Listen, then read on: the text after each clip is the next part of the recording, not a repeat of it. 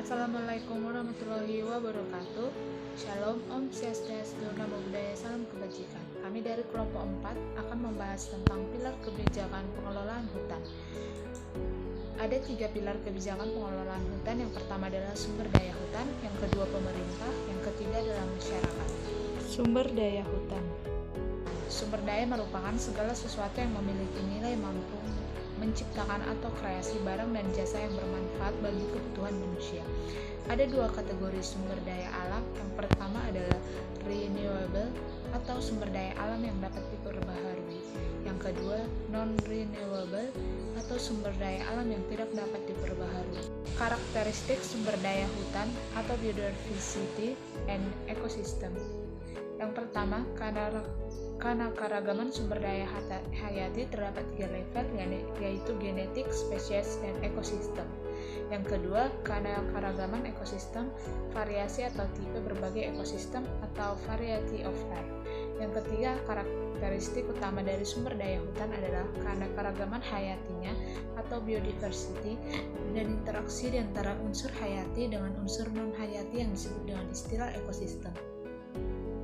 Ada 2 fungsi utama sumber daya hutan. Yang pertama adalah untuk persediaan sumber daya biologis, yang kedua untuk pemanfaatan sehingga memperoleh barang dan jasa alam. Karakter umum sumber daya hutan: memproduksi berbagai barang dan jasa lingkungan, sumber daya terbarukan, memiliki daya tahan terhadap gangguan dari luar, memiliki ambang batas daya dukung kerusakan yang parah akan bersifat tak terpulihkan, tak tergantikan dengan teknologi manusia. Contohnya yaitu water cycle. Adapun permasalahan sumber daya hutan, yang pertama adalah dengan berlimpahnya sumber daya alam dan pembangunan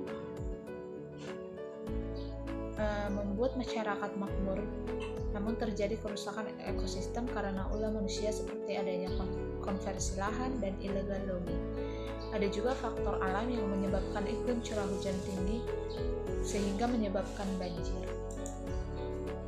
Kebijakan pengelolaan hutan: bumi, air, dan kekayaan alam yang terkandung di dalamnya dikuasai oleh negara dan dipergunakan untuk besar kemakmuran rakyat. Asas penyelenggaraan kehutanan dalam Pasal 2 Undang-Undang Nomor 41 Tahun 1999 disebutkan bahwa penyelenggaraan kehutanan berasaskan manfaat dan lestari, kekayaan, keadilan, kebersamaan, keterbukaan, dan keterpaduan.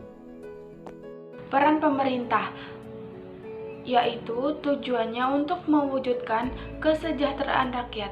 Yang dimaksud dengan kesejahteraan rakyat yaitu terpenuhinya kebutuhan dasar, terciptanya keamanan, rasa adil, dan terjamin eksistensi harga diri setiap individu maupun kelompok. Instrumen pemerintah: 1. Ekonomi untuk mendorong dan menciptakan produktivitas dan keadilan ekonomi. 2. Regulasi untuk mengatur perilaku masyarakat. 3. Informasi untuk mendorong masyarakat berperilaku ke arah yang lebih baik. Pengelolaan sumber daya alam: hak dan batas yurisdiksi. 1. Hak akses dan memanfaatkan sumber daya alam. 2. Hak mengatur mengelola sumber daya alam. 3. Hak menentukan individu atau pihak yang ikut memanfaatkan sumber daya alam. 4. Hak mengubah status dan fungsi sumber daya alam. Proses yang dilakukan adalah A. Pembuatan kebijakan, yaitu yang pertama dilakukan pemerintah bersama wakil-wakil rakyat, yang kedua sebagai sebuah proses politik, yang ketiga dapat timbul masalah yang mengakibatkan tidak tepatnya kebijakan yang dibuat. B. Implementasi kebijakan, yang pertama yaitu sebagai sebuah kegiatan administrasi pemerintah atau birokrasi, yang kedua dilakukan oleh aparatur negara atau pemerintah.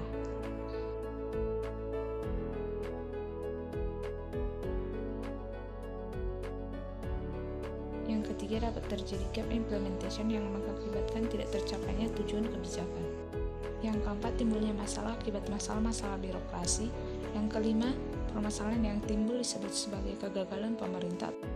Masyarakat, peran serta masyarakat dalam proses pembangunan hutan meliputi beberapa masa. Yang pertama, masa prareformasi, di mana pihak yang terlibat dalam